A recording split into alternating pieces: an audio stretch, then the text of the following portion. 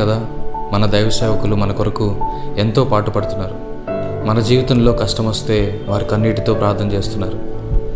మన జీవితంలో బాధలు ఎదురైతే వారు మనల్ని ఓదారుస్తున్నారు.